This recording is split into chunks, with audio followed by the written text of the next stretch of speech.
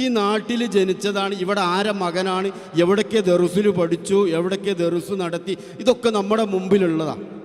ആരെങ്കിലും പറ്റിയല്ല നമ്മൾ പറയുന്നത്, നമ്മളൊക്കെ ജീവിതത്തിൽ അനുഭവിച്ചതും കണ്ടത്. അതുകൊണ്ട് തന്നെ അവരുമായി ബന്ധമുള്ള ആളുകൾക്ക് അതൊന്നും ഒരു വിഷയവുമല്ല. അവിടുന്ന് ഒരിക്കൽ ബാലുശ്ശേരിയിലുള്ള ഒരാളോട് കിണറ്റിൽ വെള്ളമില്ല, പാറ പൊട്ടിക്കാൻ സമ്മതം ചോദിച്ചു. പാറ പൊട്ടിച്ചോളൂ എന്ന് പറഞ്ഞ്. പക്ഷെ പൊട്ടിച്ച് കഴിഞ്ഞിട്ടുണ്ടെങ്കിൽ നിങ്ങളാണ് ആദ്യം ഇറങ്ങേണ്ടത് എന്ന് പറഞ്ഞു. അങ്ങനെ അദ്ദേഹം ഇറങ്ങി ചില നിറങ്ങളുള്ള കല്ലുകൾ കിട്ടി. അതിവിടെ പകരസ്ഥാവ് പറഞ്ഞപ്പോൾ ക്ലിപ്പും പലതുമായിട്ട് ഇറങ്ങി. പക്ഷെ ആ കല്ല് ആ വ്യക്തി കൊടുത്തിട്ട് അത് മൂതരാക്കി ഇട്ട് നടന്ന ബാപ്പൻ്റെ മോനാണ് ഞാൻ. ഇപ്പം അത് മൂതരാക്കി കെട്ടിച്ചിട്ട് ഉപ്പൻ്റെ മൂതരങ്ങളെ ശേഖരത്തിൽ ഇപ്പോഴും അതുണ്ട്. അങ്ങനത്തെ നമ്മളോട് പിന്നെ അങ്ങനത്തെ ഒരു സംഭവം ഇല്ല എന്ന് പറഞ്ഞാൽ നമ്മളെന്തിന്?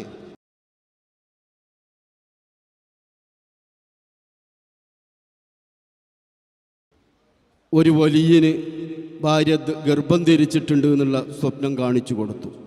അവിടുന്ന് ജനിച്ച സമയത്ത് അവിടുത്തെ ഉപ്പ ഒരു പ്രഭാഷണത്തിന് പോയപ്പോൾ നിങ്ങളിപ്പോൾ ഒരു വലിയൻ്റെ പിതാവാണ് എന്ന് പറഞ്ഞു. അഥവാ ജനനം മുതൽ അത്ഭുതങ്ങളിലൂടെയാണ് നമ്മുടെ മുമ്പിലേക്ക് മഹാനവറുകൾ കടന്നു വന്നിട്ടുള്ളത്. അതോടൊപ്പം തന്നെ പലപ്പോഴും വലിയ പ്രഗത്ഭരൊക്കെ അവരുടെ ജീവിതത്തിൻ്റെ അവസാന ഭാഗങ്ങളിലൊക്കെ പ്രഗത്ഭരായി മാറുമ്പോൾ ആദ്യകാല ചരിത്രങ്ങൾ പലരും എഴുതിയുണ്ടാക്കാറാണ്. അതുകൊണ്ട് തന്നെ ചരിത്രത്തിലൊക്കെ പല വ്യത്യാസങ്ങളും കാണും. പലരും 40, 50 വയസ്സാകുമ്പോഴാണ് അവർ പ്രസക്തരായി വരിക. അപ്പോൾ അതുകൊണ്ട് തന്നെ അവരുടെ ബാല്യം, അവരുടെ ജന്മം, അവരുടെ കൗമാരം, ഇതൊക്കെ പിന്നെ പലരും ചരിത്രകാരന്മാർ എഴുതിയുണ്ടാക്കാറ്. പക്ഷേ മഹാനായ ഖുതുബുൽ ആലമിൻ്റേത് അങ്ങനല്ല.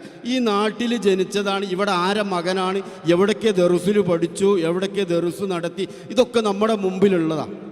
ആരെങ്കിലും പറ്റിയല്ല നമ്മൾ പറയുന്നത്, നമ്മളൊക്കെ ജീവിതത്തിൽ അനുഭവിച്ചതും കണ്ടത്. അതുകൊണ്ട് തന്നെ അവരുമായി ബന്ധമുള്ള ആളുകൾക്ക് അതൊന്നും ഒരു വിഷയവുമല്ല. അവിടുന്ന് ഒരിക്കൽ ബാലുശ്ശേരിയിലുള്ള ഒരാളോട് കിണറ്റിൽ വെള്ളമില്ല, പാറ പൊട്ടിക്കാൻ സമ്മതം ചോദിച്ചു. പാറ പൊട്ടിച്ചോളൂ എന്ന് പറഞ്ഞ്.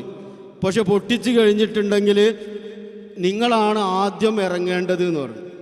അങ്ങനെ അദ്ദേഹം ഇറങ്ങി ചില നിറങ്ങളുള്ള കല്ലുകൾ കിട്ടി. അതിവിടെ പകരസ്ഥാവ് പറഞ്ഞപ്പോൾ ക്ലിപ്പും പലതുമായിട്ട് ഇറങ്ങി. പക്ഷെ ആ കല്ല് ആ വ്യക്തി കൊടുത്തിട്ട് അത് മൂതരാക്കി ഇട്ട് നടന്ന ബാപ്പൻ്റെ മോനാണ് ഞാൻ. ഇത് ക്ലിപ്പും വാട്സപ്പ് ഉണ്ടാക്കുമ്പോൾ ബാലുശ്ശേരിക്കാരനായ ആ മനുഷ്യനെ അത് കല്ലുണ്ടാക്കി CM വലിയുള്ളാൻ്റെ കൈക്ക് കൊണ്ടുപോയി കൊടുത്തു. അവിടുന്ന് പറഞ്ഞു പാലക്കാട് ഇന്ന സ്ഥലത്ത് കൊണ്ടുപോയിട്ട് എന്തെങ്കിലും ഇത് രാഗിച്ച് കല്ലാക്കണം എന്നറിയും. അവിടുന്ന് 100 റുപ്യക്ക് കൊടുത്തും ചെയ്ത് ആ മനുഷ്യനൊന്ന് ഹദിയായിട്ട് ഉപ്പക്ക് കൊടുത്തു. അത് മൂതരാക്കി കെട്ടിച്ചിട്ട് ഉപ്പൻ്റെ മൂതരങ്ങളെ ശേഖരത്തിൽ ഇപ്പോഴും അതുണ്ട്. അങ്ങനത്തെ നമ്മളോട് പിന്നെ അങ്ങനത്തെ ഒരു സംഭവം ഇല്ല എന്ന് പറഞ്ഞാൽ നമ്മളെന്തിന്?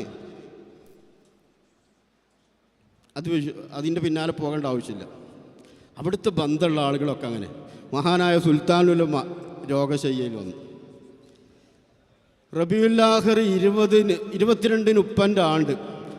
റബീഉൽ-അവ്വൽ 12 അവിടുന്ന് വിശ്രമം തുടങ്ങിയത്.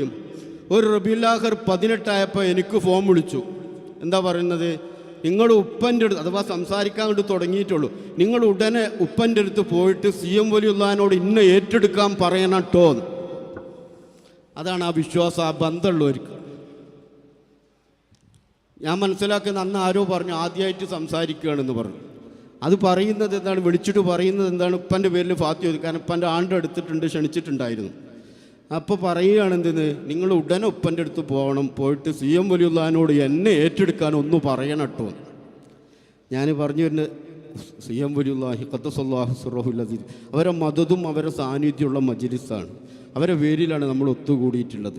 നമ്മൾക്ക് അത് എമ്പാടും പറയാൻ നമ്മുടെ മുമ്പിലുണ്ട്. അതേസമയം 2 ടീം നമ്മുടെ മുമ്പിലുണ്ട്. ഒരു ടീം എന്ത് കേട്ടാലും എതിർക്കുന്നു. ഒരു കൂട്ടക്കാരാണെങ്കിലോ ഞങ്ങൾ ഷെയ്ഖുനാൻ്റെ ആളുകൾ എന്ന് പറഞ്ഞ് രണ്ടും ഒരേമാതിരിയാണ്. പണ്ട് ഇടമറുക അല്ലല്ല എന്ന് പറഞ്ഞതും ഒരു തെളിവില്ല. ഇനിയാണെങ്കിലും വഹാബി ലാ ഇലാഹ ഇല്ലല്ലാഹ് എന്ന് പറയുമ്പോൾ അള്ളാൻ്റെ സിഫാത്തുകളെ കുറിച്ച് ഒരു വിവരവും എനിക്കില്ല. രണ്ടും ഒരേ എന്ന് പറഞ്ഞ മാതിരി തന്നെയാണ് ഇത്. ഒരു വിഭാഗം ടീം അതങ്ങനെ പറഞ്ഞ് നടക്കുന്നവരും അല്ലാത്തവരും. അള്ളാഹു അവരിൽ നിന്നൊക്കെ കാത്തു സംരക്ഷിക്കും. നമുക്ക് ഉസ്താദ് കാണിച്ചു തന്ന, നമ്മുടെ നേതാക്കന്മാർ കാണിച്ചു തന്ന ഒരു മാർഗ്ഗമുണ്ട്. അള്ളാഹു റബ്ബുൽ ഇസ്സത്ത് അവിടുത്തെ മദതും പൊരുത്തവും കാവലും നമുക്ക് നൽകുമാറാവട്ടെ. അതോടൊപ്പം തന്നെ ഒരു പുതിയ സംസ്കാരം പോകുന്നുണ്ട്. സി എം വലിയുള്ളാൻ്റെ മജ്ലിസ് അനുസ്മരണം സംഘടിപ്പിക്കുക. എന്നിട്ട് അനുസ്മരണം എന്ന് പറയും തുടങ്ങും. പിന്നെ അങ്ങനെ ഇതുമായി ബന്ധമില്ലാത്ത എന്തൊക്കെയോ പറഞ്ഞിട്ടാണ് പോകും. അതിൻ്റെ ആവശ്യമൊന്നുമില്ല. പറയാനുള്ളതൊക്കെ പറയാം. നമ്മുടെ മുമ്പിൽ വ്യക്തമായിട്ടുള്ള ഉസ്താദ് വന്ന് കാണിച്ചു തന്നില്ലേ, അതാണ് നമ്മളെ മാതൃക. അല്ലാഹു റബ്ബുൽ ഇസ്സത്ത് അവരൊക്കെ സി എം വലിയുള്ളാൻ്റെ മദതും പൊരുത്തവും കാവലും നമുക്ക് നൽകുമാറാവട്ടെ. ഇനിയും ഒരുപാട് കാലം നമുക്കിതുപോലെ മജ്ലിസിൽ ഒത്തുകൂടാൻ അല്ലാഹു തൗഫീഖ് ചെയ്യുമാറാണ്.